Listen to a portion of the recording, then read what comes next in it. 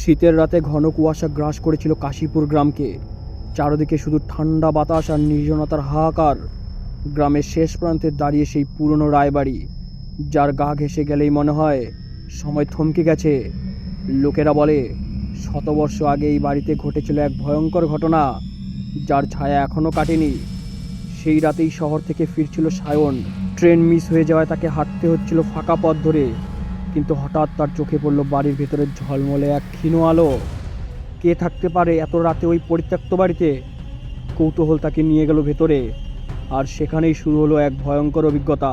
অচেনা এক মেয়ের মুখোমুখি, যার চোখে লুকিয়ে আছে শত বছরের বেদনা।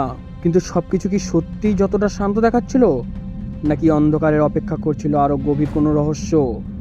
সায়নের প্রতিটি পদক্ষেপ যেন তাকে টেনে নিয়ে যাচ্ছিল মৃত্যুর ফাঁদের দিকে।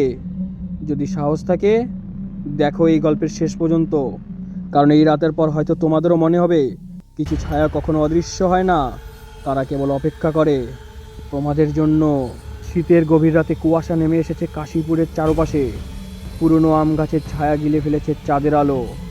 গ্রামের শেষ প্রান্তে দাঁড়িয়ে আছে শতবর্ষ পুরনো এক বাড়ি, লোকজন যেটাকে বলে রায়বাড়ি। শুনতে পাওয়া যায় সেখানে বহু বছর আগে এক অদ্ভুত হত্যাকাণ্ড ঘটেছিল। তারপর থেকে ওই বাড়িটা প্রায় পরিত্যক্ত। সেই রাতে শহর থেকে ফিরছিল সায়ন। সে গ্রামে মামার বাড়িতে এসেছিল পরীক্ষার প্রস্তুতির জন্য। শেষ ট্রেন মিস হওয়ায় পায়ে হেঁটে যেতে হচ্ছিল তাকে। শরীরে একটা অদ্ভুত শিহরণ বয়ে গেল যখন তার চোখ পড়ল রায়বাড়ির ছায়ায়। হঠাৎ ভেতর থেকে ক্ষীণ আলো দেখা গেল। মনে হলো ভেতরে কেউ যেন আছে। সায়ন থমকে দাঁড়ালো। কৌতূহলটা তাকে টেনে নিয়ে গেল বাড়িটার ফটকের দিকে। কাঠের দরজাটা সামান্য খোলা। ভেতরে ঢুকতেই পুরনো কাঠের গন্ধ আর আর্দ্র বাতাস তার নাকে লাগলো। চারপাশে নিস্তব্ধতা, কেবল ছাদের কোথাও বৃষ্টির পুরনো ফোঁটা পড়ার শব্দ। হঠাৎ পিছনে পদশব্দ। সে ঘুরে তাকিয়ে দেখলো একটি সাদা শাড়ি পরা মেয়ে। মাথার চুল কাঁধের ওপর ঝুলছে, তার মুখে ম্লান হাসি। এই শীতের রাতে এখানে কেন? মেয়েটির কণ্ঠস্বরে ছিল অদ্ভুত কোমলতা। আমি রাস্তা ভুলে গেছি। সায়নের গলায় কাঁপুনি। মেয়েটি ধীরে ধীরে এগিয়ে এলো। তার চোখ যেন এক অদ্ভুত শূন্যতা। সায়নের মনে হলো সে মেয়ের পায়ের নিচে মাটি নেই, পা সামান্য উপরে ভাসছে। গলার কাছে ঠান্ডা ঘাম জমে গেল তার। মেয়েটি বলল, চলো, আমি তোমাকে বেরিয়ে যেতে সাহায্য করি। তারা হাঁটতে লাগলো অন্ধকারের করিডোরের ভেতর দিয়ে। দেয়ালে পুরনো তেলের ছবি, যেখানে রায় পরিবারের লোকজনের মুখ আঁকা। প্রতিটি ছবির চোখ যেন সায়নের দিকে তাকিয়ে আছে। কানে হঠাৎ ফিসফিস শব্দ ভেসে এলো। কেউ যেন খুব ধীরে ধীরে তার নাম ডাকছে। এক সময় তারা পৌঁছালো একটি বড় হলঘরের সামনে। মেয়েটি থেমে দাঁড়ালো।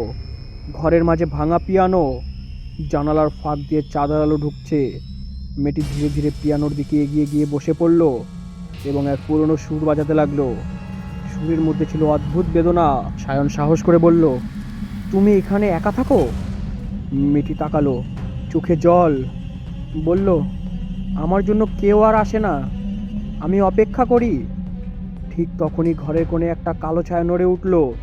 সায়ন দেখতে পেল এক অচেনা পুরুষের রক্তাক্ত মুখ ভেসে আসছে অন্ধকারে।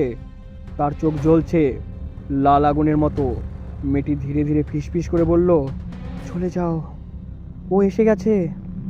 সায়ন ছুটে দরজার দিকে গেল, কিন্তু দরজা যেন অদৃশ্য শক্তি দিয়ে আটকে আছে। পেছন থেকে গর্জনের মতো শব্দ।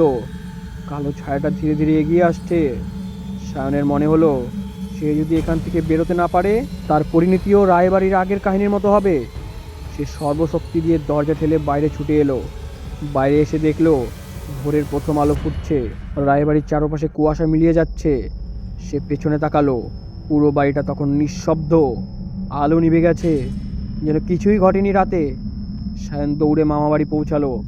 সারা রাতের ঘটনা কাউকে কিছু বলতে পারলো না, কিন্তু আজও সে মাঝে মধ্যে ঘুমের মধ্যে শুনতে পায় সেই সুর।